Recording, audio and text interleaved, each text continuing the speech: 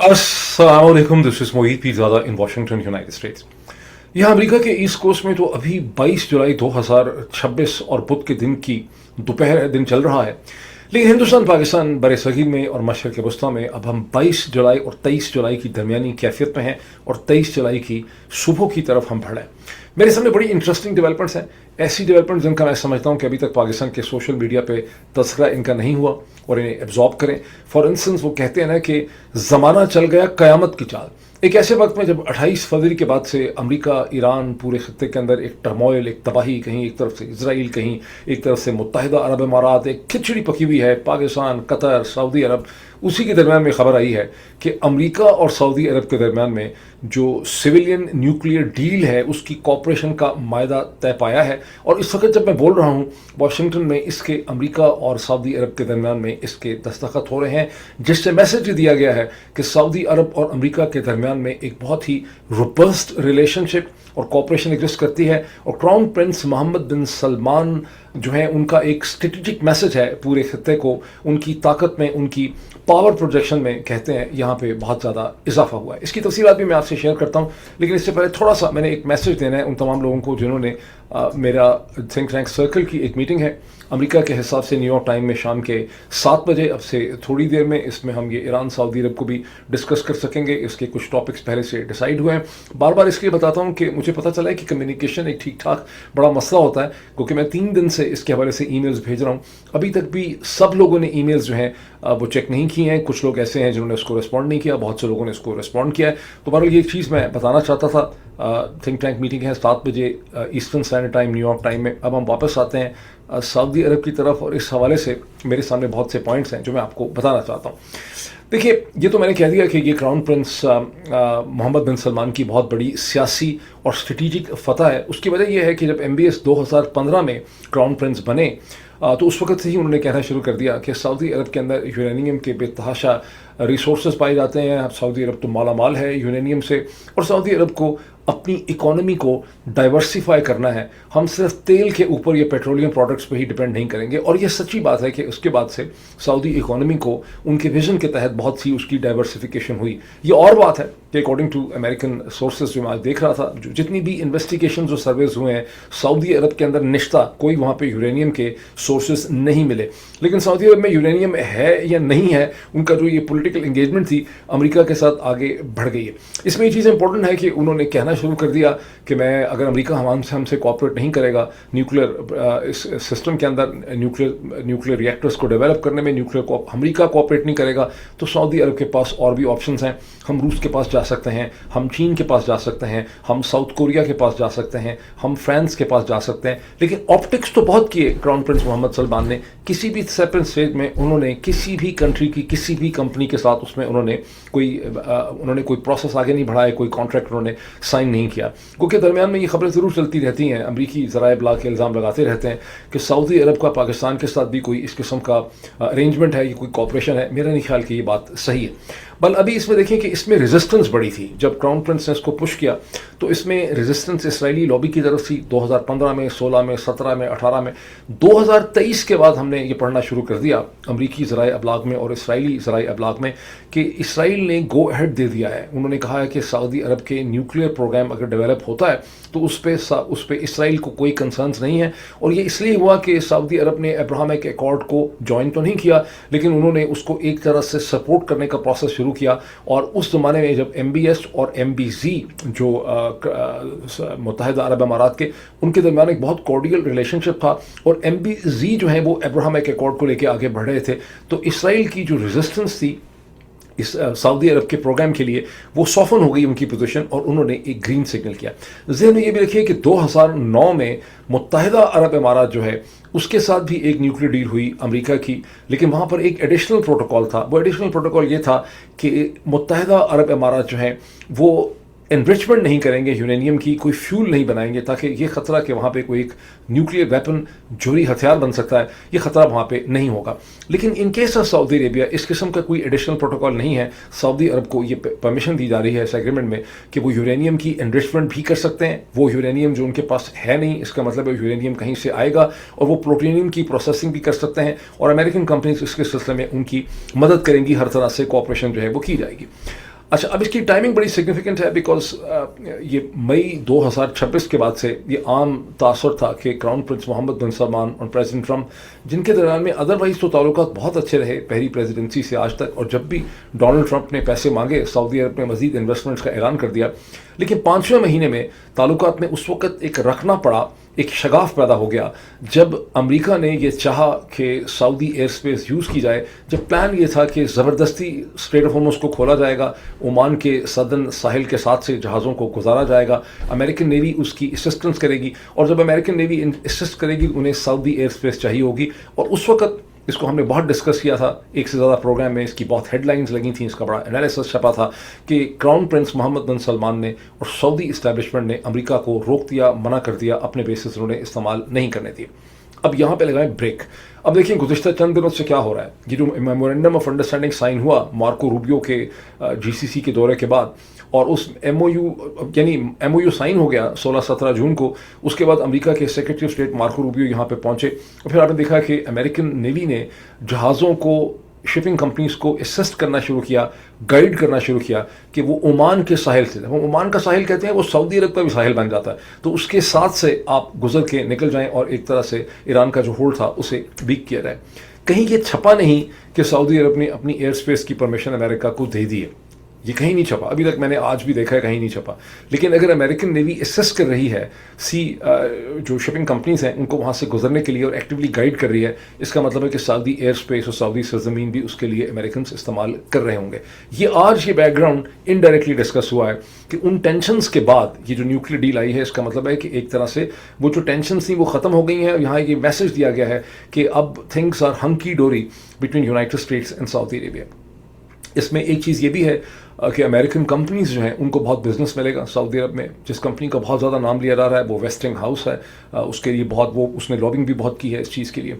अब at the same time थोड़ा सा पलटा खाएं और देखें कि इसी 24 घंटे में डोनाल्ड ट्रंप ने ईरान को वार्न किया है कि अगर ईरान ने स्ट्रेट ऑफ हॉर्मुज़ में किसी शिपिंग के ऊपर किसी भी किस्म का कोई हमला हुआ तो फिर अमेरिका ईरान के पावर प्लांट्स के ऊपर, उसकी सिविलियन इंफ्रास्ट्रक्चर पे और उसके वाटर के जो सिस्टम्स हैं, डिसैलिनेशन प्लांट्स हैं या पानी के रिजर्वॉयर्स हैं, उनके ऊपर हमले करें।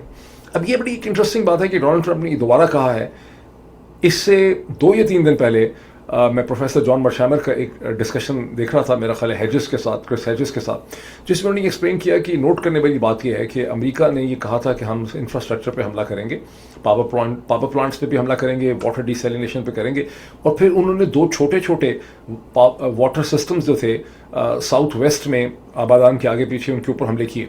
लेकिन ईरान ने चंद घंटों के अंदर ही कुवैत में और बहरीन के अंदर जो डिसैलिनेशन प्लांट्स थे उनको टारगेट किया। उसके बाद अमेरिकन की उम्मीदों पे औस बढ़ गई। उसके बाद अमेरिकन ने ईरान के मजीद पावर प्लांट्स को या वाटर सिस्टम्स को उन्होंने टारगेट नहीं किया। इसको फिर प्रोफेसर मर्शामर ने इस तरह से समझा रहे थे कि ईरानी जो हैं वो बहुत तरीके से एस्केलेट करते हैं, किसी भी स्टेज में उन्होंने इस कॉन्फ्लिक्ट को एस्केलेट नहीं किया। वो देखते हैं कि अमेरिका क्या करेगा, इजराइल क्या करेगा, जो वो करते हैं वो पहले ऐलान करते हैं कि हम इसका जवाब देंगे और फिर चंद घंटों के अंदर उसका एक जवाब देते हैं, और यूँ वो बैलेंस ऑफ पावर को मेनटेन करते हैं। सो उनके पास इतनी पावर नहीं है, लेकिन जहाँ तक तदबीर का ताल्लुक है, इंटेलिजेंस का ताल्लुक है, जहाँ तक एक स्ट्रेटजी का ताल्लुक है, उन्होंने अमेरिका की ताकत का मुकाबला स्टेप बाय स्टेप किया, जिससे ये चीज़ पता चलती। अब हूतीज़ ने जो रेड सी के ऊपर ब्लॉकेड ऐलान कर रखा है, उसके नतीजे में ट्रैफिक बहुत स्लो हो गई है। कोई मार धाड़ या तहस पटैस अभी तक नहीं हुई, क्योंकि सऊदी उसको बड़ा कूल प्ले कर रहे हैं। सऊदी टैंकर्स जो हैं कुछ तो वहाँ से गुजरे हैं, कुछ ने सुएज़ कैनाल की तरफ जाना शुरू कर दिया है। वो रास्ता बड़ा तंग है, वहाँ पर अगर बड़ा जहाज़ होता है जिसको VLCC कहते हैं, वेरी लार्ज क्रूड कंटेनर, वो इतना भारी होता है कि वो सुएज़ कैनाल के अंदर से गुजर नहीं सकता, वहाँ से उसको क्लियरेंस नहीं मिलती। उसका हल यह है कि पहले उसमें से कुछ तेल जो है वो एक पाइपलाइन, जिसे सुमिड कहते हैं, जिसे इजिप्ट की टेरिटरी से गुजरती है और ऊपर मेडिटेरेनियन में अलेक्जेंड्रिया तक तेल लेके जाती है 300 किलोमीटर की, उसके जरिए कुछ तेल उस जहाज़ का उधर डाला जाता है। सुमिड का मतलब है सुएज मेडिटेरेनियन पाइपलाइन, और फिर बाकी जहाज़ अपना तेल वहाँ से कैरी करता है। लेकिन ये प्रोसेस बड़ा स्लो है। लेकिन इसके बावजूद और ट्रैफिक रुक गई है और इसके नतीजे में तकरीबन 3.6 मिलियन से 4 मिलियन बैरल्स अ डे जो सऊदी अरब यहाँ से तेल एक्सपोर्ट कर रहा था साउथ कोरिया को, जापान को, हिंदुस्तान को और चीन को, उसके बारे में बहुत से क्वेश्चंस हैं कि वो यहाँ से एक्सपोर्ट कर पाएगा जब तक कि सूरत हाल रहती है, या उसको स्वेज कैनाल से निकाल के मेडिटेरेनियन के ज़रिए अफ्रीका के वेस्ट कोस्ट से नीचे ला के अगर करेंगे तो वो कीमत, उसकी कीमत जो है, उसकी कॉस्ट एंड फ्रेट जो है वो बहुत ज़्यादा बढ़ जाएगी। लेकिन अभी तक कोई खास तहस पटहस नहीं हुई। ये और बात है कि आज का दिन, वेडनेसडे का दिन है, आज भी अमेरिका ने 75 मिनट का मसलसल बॉम्बिंग की है, लेकिन वही उनके ट्रेडिशनल टारगेट्स हैं कि हम IRGC इधर टारगेट कर रहे हैं, हमने बेसिस को टारगेट बनाया, IRGC को, मिसाइल सेंटर्स को। ओवरऑल यह है कि डोनाल्ड ट्रंप की जो पूरी की पूरी स्ट्रेटजी थी ईरान को दोबारा सरेंडर करवाने की और ईरान से अपनी मर्जी की डील हासिल करने की, वो कहीं तक नहीं पहुंच पाई। अब इस पर मजीद बात करते रहेंगे, थोड़ा सा हम देख लें कि प्यारे पाकिस्तान की क्या खबरें। प्यारे पाकिस्तान की खबरें अक्सर अच्छी नहीं होती हैं, उनको कितनी ही मुलम्माकारी उसके बारे में क्यों ना की जाए। वेडनेसडे के दिन में बलूचिस्तान में मस्तूम की एक सब तहसील खुदा कुच्चा के आगे पीछे जो दहशतगर्द हैं, जिसका कभी BLA के होते हैं, कभी TTP के होते हैं, उन्होंने पहले एक बस को टारगेट किया जो कोयटा से कराची जा रही थी, जिसके नतीजे में कुछ लोग तो जाँ भाग हुए हैं, मेरे ख्याल 3 या 5 का फिगर है, और बहुत बड़ी तादाद में लोग ज़ख्मी भी हुए हैं।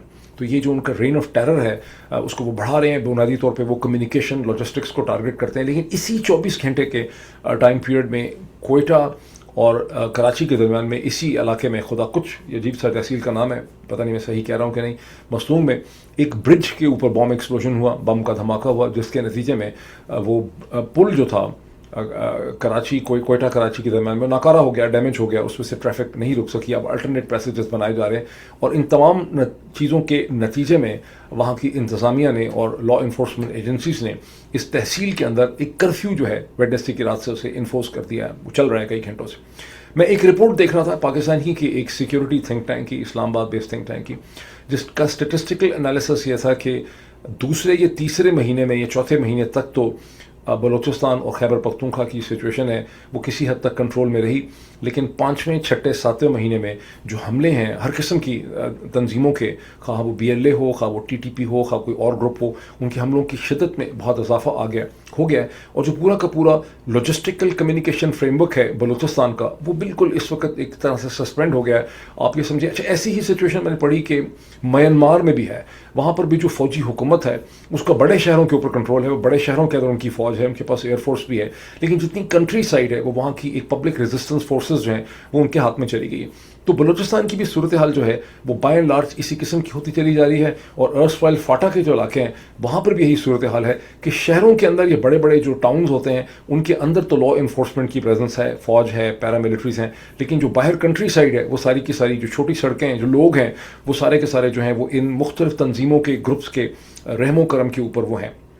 अगर एक तरफ बलूचिस्तान में ये सूरत हाल है, तो दूसरी तरफ क्या हुआ है कि वाशिंगटन के अंदर एक दिन पहले पाकिस्तान के फाइनेंस मिनिस्टर जनाब मोहम्मद औरंगजेब, जिनको प्यार से बैंकिंग सर्कल में औरी कहा जाता है, उन्होंने मुलाकात की अमेरिका के ट्रेजरी सेक्रेटरी स्कॉट बेसेंट से। ये रॉयटर की खबर है, एजेंसी ने मसल से इसको कवर कर रही है। और वहाँ पर फिर एक स्टेटमेंट इशू की स्कॉट बेसेंट की टीम ने, जिन्होंने कहा कि हम वेलकम करते हैं कि पाकिस्तान जो है वो इस इकनॉमिकली उसकी सिचुएशन बहुत बेहतर हो चुकी है। मैं दोनों चीज़ों को जोड़ के आपको इसलिए बता रहा हूँ कि मैंने भी आपको पहले बलूचिस्तान की सूरत हाल बताई है और उसका एक ओवरऑल नक्शा आपके सामने रखा है। दूसरी तरफ से अमेरिकन असेसमेंट और जजमेंट पाकिस्तान के बारे में ये है, क्यों कह रहे हैं कि पाकिस्तान के हालात और इकॉनमी और उसकी मैक्रो इकॉनमी बहुत तेज़ी से ठीक हो रही है। इसका मतलब है कि पिंडी लाहौर के दरमियान का जो इलाका है वहाँ पे चीज़ें जो हैं वो बड़ी ठीक हो रही हैं। ये कराची शहर के अंदर जो अमीर तरीन लोग हैं डिफेंस में, क्लिफ्टन में, उनके हालात जो हैं वो बेहतर हो रहे हैं। ये F6 सेक्टर्स के अंदर रहने वाले लोग या जो बहरिया टाउन में या DHA में रहने वाले लोग जो हैं उनके हालात बेहतर हो रहे हैं। This is what the statement means.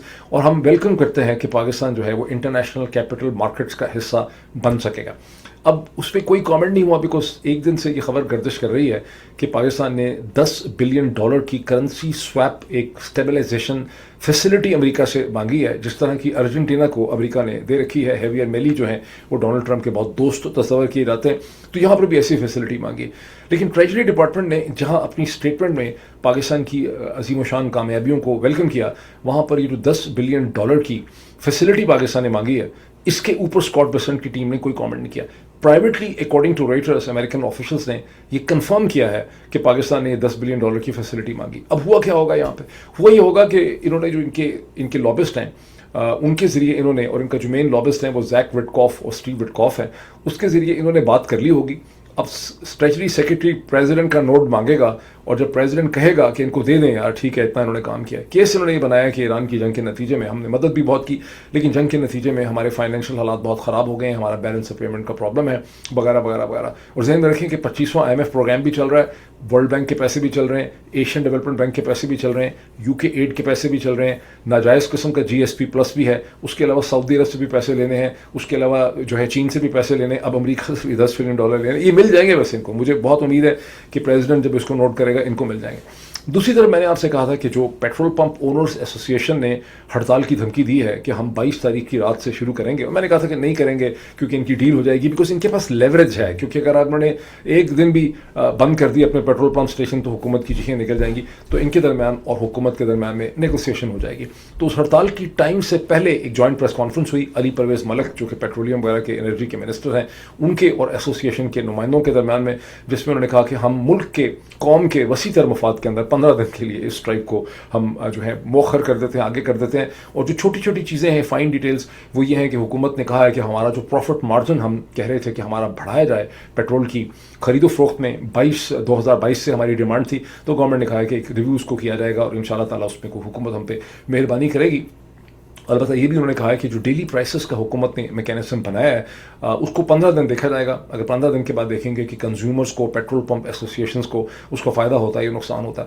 اب یہ بڑا انٹرسٹنگ ہے کہ انہوں نے میکینزم تو بڑا ایک انٹرنیشنل اسٹینڈرڈ کا بنایا ہے, بیکاز آپ میں سے تمام لوگ جو کینیڈا میں ہے, یونائٹڈ اسٹیٹس میں ہے, برٹن کا مجھے یاد نہیں ہے ٹھیک طرح سے, یہاں ہر دن ایک ڈفرنٹ پرائس ہوتی ہے پیٹرول پمپ کی, لیکن وہ میرا خیال ہے حکومت ڈٹرمن نہیں کرتی, یہ خود آٹومیٹک طریقے سے کرتے ہیں کہ جس پرائس پہ پیچھے سے کروڈ آتا ہے یا پروسیس آئل ان کو ملتا ہے, پیچھے سے جو آئل مارکیٹنگ کمپنیز ہوتی ہیں OMCs وہ جس پرائس پہ دیتی ہیں اس پرائس کے حساب سے پیٹرول پمپ کی, میرا تو خیال ہے کہ ایک دن میں کئی تھا 2 دفعہ بھی ان کی پرائسنگ چینج ہوتی رہتی. پاکستان میں یہ میکینزم تو حکومت نے اس لیے انٹروڈیوس کیا ہے کہ وہ چاہتے ہیں کہ وہ بلک میں بڑھاتے ہیں 40 روپے 50 روپے, تو وہ ان کو نہ بڑھانا پڑے, اس سے ان کو پولیٹیکل کاسٹ پے کرنی پڑتی ہے. اور طریقہ انہوں نے نکالا ہے کہ پچھلے ایک ہفتے کی جتنی ویٹڈ ایوریج پرائس ہوتی ہے اس کو وہ روز کی پرائس میں بدل دیتے ہیں. اب ظاہر ہے اس کے اوپر آئل مارکیٹنگ کمپنیز کو کیا اس پہ مسئلہ ہے مجھے ٹھیک طرح سے نہیں پتہ, نہ پاکستان کے ذرائع ابلاغ نے اس کو ٹھیک طرح سے لکھا ہے کہ ان کا اس پہ کیا ایشو ہے.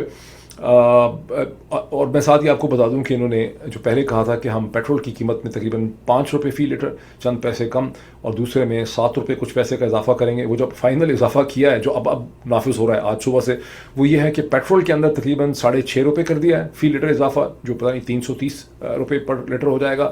اور دوسرا انہوں نے ڈیزل جو ہے اس کے اندر تقریباً 8 روپے کا اضافہ کر دیا ہے فی لیٹر, اور یہ اب 23 تاریخ میں نافذ العمل ہو جائے گا.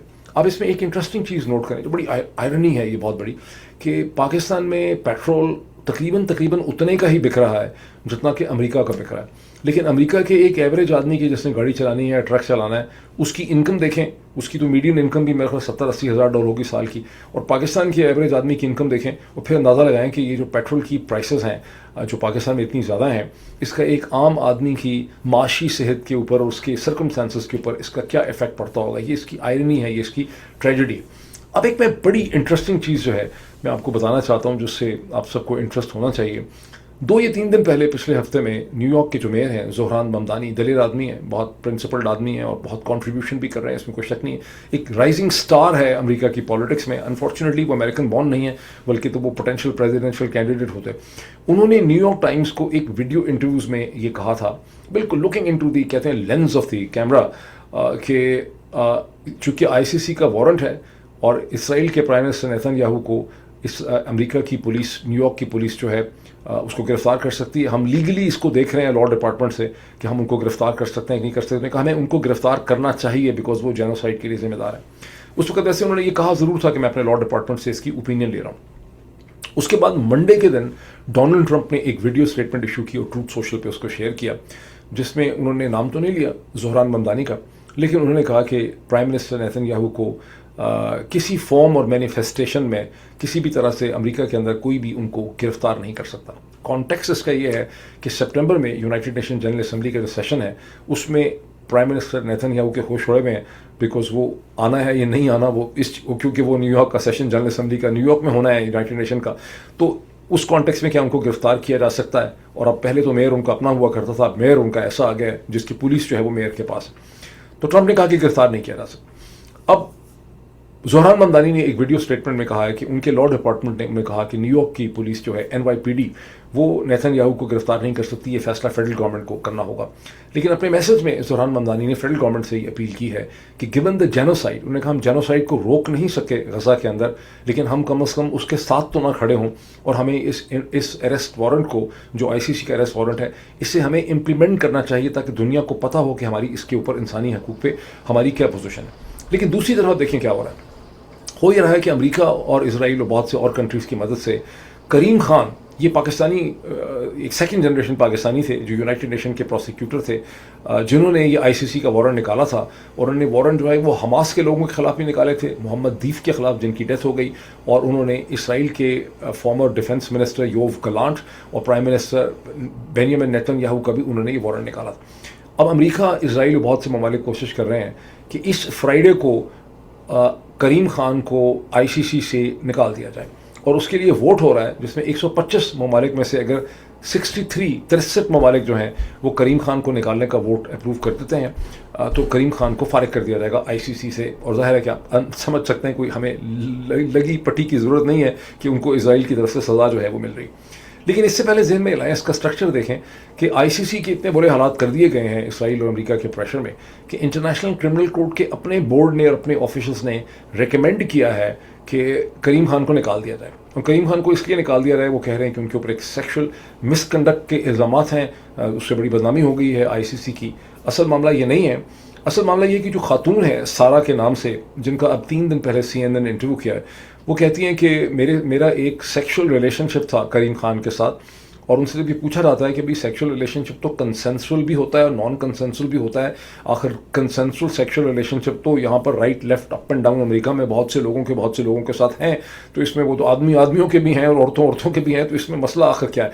कहती हैं कि देखिए वो इतने ताकतवर थे, वो इतने इन्फ्लुएंशियल थे कि मेरा उनका जो रिलेशनशिप है वो तो कंसेंसुअल हो ही नहीं सकता, इसका मतलब है उन्होंने इन्फ्लुएंस पेडलिंग की। मैं मज़ीद आपको एक्सप्लेन करता हूँ। ये सारी कहानी चल रही है मी टू कैंपेन से। आज से 10-15 बरस पहले आप जब मी टू कैंपेन आई थी जो हॉलीवुड से निकली थी, और उसमें बड़ी जान थी, सदाकत थी, वो सही केस था। लेकिन उसके बाद मुख्तलिफ लॉबीज़ ने यूरोप में, अमेरिका में, पूरी दुनिया में, सिर्फ ईस्ट में उसकी एक्सप्लॉयटेशन नहीं हो सकी, लेकिन यूरोप में और अमेरिका में बार बार मुख्तलिफ वेस्टेड इंटरेस्ट लॉबीज़ ने इस मी टू कैंपेन के जो प्रिंसिपल्स थे उन्हें एक्सप्लॉयट किया है, जिसमें अब किसी भी औरत को, किसी भी आदमी के ऊपर इल्ज़ाम लगाते हुए कोई प्रूफ, कोई सर्कमस्टेंशियल एविडेंस, किसी किस्म की यादाश्त देने की जरूरत नहीं है। एक औरत की कहना शुरू कर दे, 2 औरतें और खड़ी कर दी जाएं, फिर कुछ और दोस्त दरमियान में आ जाएं, ये हमेशा एक पॉलिटिकली मैनेज केस होता है, और वो कहने लग जाते हैं कि मेरे साथ ये हुआ था, मेरे साथ ये हुआ था, चाहे 10 साल पहले हुआ था, 20 साल पहले हुआ था, 30 साल पहले हुआ था। सो मच सो कि बरतानिया के लॉर्ड नज़ीर अहमद जो हैं, उन्हें कुछ लॉबीज़ ने हाउंड करके निकाला, पहले पार्लियामेंट से, फिर जेल में डाला, इसी किस्म के इल्ज़ाम में कि 40 साल पहले जब वो 14 बरस के थे तो उन्होंने अपनी किसी कज़न खातून जो है उसको हाथ लगाया था। अब 40 साल पहले का किसी के पास क्या मतलब एविडेंस थी। तो मैं ये तो इसका एक बैकग्राउंड है। लेकिन यहाँ पर करीम खान और उनके वकीलों का ये कहना है, करीम खान की पोजीशन ये है कि सेक्सुअल मिसकंडक्ट तो दूर की बात है, उनका किसी किस्म का कोई फिजिकल रिलेशनशिप इस खातून के साथ कभी था ही नहीं, उन्होंने कभी इसको फिजिकली टच किया ही नहीं। और एक इंडिपेंडेंट पैनल ऑफ जजेस जो हैं उसने इसके ऊपर अपनी जो इन्वेस्टिगेशन की है, उन्होंने कहा है कि इसकी कोई एविडेंस नहीं है कि जो खातून कह रही हैं इसमें किसी किस्म की कोई सदाकत है। उनका पूछता कौन है, पूछ को ही नहीं रहा, बिकॉज अमेरिका और इसराइल जो है वो जोर लगा रहे हैं। और इसी कॉन्टेक्स्ट में अब आपको याद आएगा कि 2-3 दिन पहले मैंने डिस्कस किया था कि अमेरिका के secretary of state Marco Rubio ने कहा है कि अमेरिका ICC को डिस्टेबलाइज करेगा, डिसमेंटल करेगा, बिकॉज ICC जो है वो अमेरिका के सॉवरेनिटी के खिलाफ जो है, सॉवरेनिटी के खिलाफ काम कर रही है। ठीक है, वो अमेरिका के खिलाफ तो कुछ भी नहीं कर रही, वो इसराइल, यही सारा का सारा जो वारंट है नेतन्याहू का, योव गलांट का, ये उसका मामला है। सो अब इस वक्त अमेरिका, इसराइल और बहुत से यूरोपीय ममालिक पूरी कोशिश कर रहे हैं कि फ्राइडे का वोट जो है वो जीत जाए और करीम खान को निकाल दिया जाए। लेकिन यहाँ पर भी एक OIC का भी एक ब्लॉक है, क्योंकि OIC के मेंबर तो 56 हैं, लेकिन उसमें से सिर्फ 1/3 1/3 ही इसके एक्टिव मेंबर हैं OIC के। 14 वोट उनके भी हैं, और रेजिस्टेंस आ रही है लातीनी अमेरिका से, रेजिस्टेंस आ रही है अफ्रीका से, रेजिस्टेंस आ रही है लेफ्ट लीनिंग कंट्री से, रेजिस्टेंस नहीं आ रही अरब ममालिक से और मुस्लिम ममालिक से। यहाँ पे क्रूशल ये होगा कि जो 14 वोट हैं OIC की, ये किस तरफ जाते हैं. अगर ये 14 वोट करीम खान के फेवर में जाते हैं तो करीम खान बच जाएंगे और करीम खान को नहीं निकाला जा सकेगा. तो ये आई थॉट कि दिस शुड बी इंटरेस्टिंग. आपको पता चलना चाहिए कि जब इसराइली लॉबी के खिलाफ कोई भी पोजीशन लेता है, वो मुल्क हो या इदारा हो या कोई शख्स हो, तो फिर किन किन तरीक़ों से उसको हटाया जाता है रास्ते से. ये उसकी एग्जाम्पल है. अब हिंदुस्तान का क्विकली बता दूं, चूँकि पाकिस्तान में इसमें बहुत इंटरेस्ट लिया गया है कि हिंदुस्तान में जो स्टूडेंट प्रोटेस्ट हो रही हैं कॉकरोच पार्टी की, उसकी सूरत हाल ये है कि जंतर मंतर पे वेडनेसडे के दिन भी बहुत बड़ी तादाद में दिल्ली में क्राउड्स मौजूद थे. लेकिन इसकी इंटेंसिटी में बड़ी कमी आई है. वायलेंस नहीं हुई, पुलिस की तरफ से कोई मजीद मारधाड़ जो है वो नहीं हुई. और अपोजिशन के जो रहनुमा लीडर हैं लोकसभा के अंदर, जो कांग्रेस के लीडर हैं, जो इंदिरा गांधी के पोते हुए मेरा ख्याल क्या हुए, तो राहुल गांधी जो हैं, उन्होंने वो छुट गए. 6-7 घंटे उनको पुलिस ने 3-4 घंटे अपने पास रखा था, डिटेन किया, उसके बाद उनको छोड़ दिया.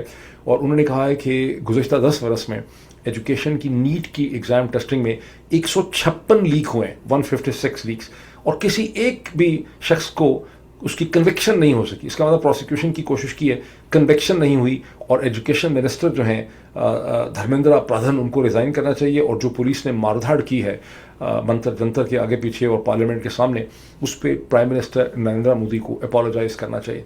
अब प्राइम मिनिस्टर नरेंद्र मोदी तो अपोलोजाइज़ नहीं करेंगे शायद, और धर्मेंद्र प्रधान हो सकता है बाद में रिज़ाइन करने. लेकिन अभी हुकूमत ने ये किया है कि उन्होंने ऑपोजिशन की और ये जो कॉकरोच पार्टी है इसकी डिमांड मान ली है, जो प्रिंसिपल डिमांड थी. और लोकसभा के अंदर इस पे डिबेट उन्होंने कह दिया कि हम करेंगे, हुकूमत करेगी ऑपोजिशन के साथ. नीट के लीक सिस्टम के ऊपर ज़ाहिर है बड़ी फिरोशियस डिबेट होगी. अभी उसकी तारीख का तयन होना है. रिजल्ट इसका ये निकलेगा कि प्रधान, मेरा ख्याल है कि अल्टीमेटली एजुकेशन मिनिस्टर जो हैं शायद धर्मेंद्र प्रधान को भी रिज़ाइन करना पड़ जाए. अगर इस वक्त नहीं तो कुछ वक्फे के बाद या उनकी मिनिस्ट्री जो है वो चेंज कर दी जाए. लेकिन सिस्टम डेफिनेटली जो है उसमें इंप्रूवमेंट आएगी. जो नीट का सिस्टम था, और कुछ ऑफिशियल्स के मुझे लग रहा है कि इस दफ़ा कन्विक्शन भी हो जाएगी, कुछ लोगों के अरेस्ट होंगे. अभी इतना ही, फिर आपसे मुलाकात होती है. Thank you.